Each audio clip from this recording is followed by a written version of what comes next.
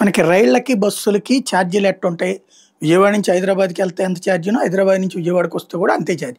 ఇది అదే రకం బస్సు అయితే. బస్సు మారితే వేరుంటది.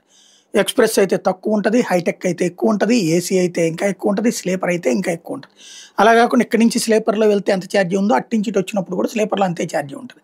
ట్రైన్స్‌కైనా అంతే ఉంటది. కానీ విమానాలకొచ్చేటప్పటికి డిమాండ్ సప్లై సూత్రం ఉంటది. ఇక్కడి నుంచి హైదరాబాద్‌కి పోతే ఛార్జీ 3000 చూపించిందంటే వచ్చేటప్పుడు 5000 చూపించొచ్చు. లేదా అట్టించి ఇటుకు 3000 చూపెడితే ఇట్నుంచి అటుకి 5000 చూపించొచ్చు. ఇట్లా ఉంటుంది. ఏంటంటే డిమాండ్ ఆధారంగా ఎప్పటికప్పుడు ఛార్జీలు మారిపోతా ఉంటుంటాయి. అలా కాకుండా కొన్ని విమానాలకి అంటే కొన్ని రూట్‌లలో రాను, పోను ఒకటే ఛార్జీ కిందన పెడితే ఎట్లా ఉంటుంది అన్న దాని మీదన ప్రస్తుతం చర్చిస్తోందట కేంద్ర ప్రభుత్వం. తద్వారా వ్యాపారాలు చేసుకునేటటువంటి వాళ్ళకి లేకపోతే గనక టూరిస్టులకి ఇబ్బంది కలిగించినటువంటి రూట్‌లో అడుగులు వేయడానికి ఒక ప్రయత్నం జరుగుతోందట. ఇంకా ధృవీకరించనటువంటి సమాచారం ఇది.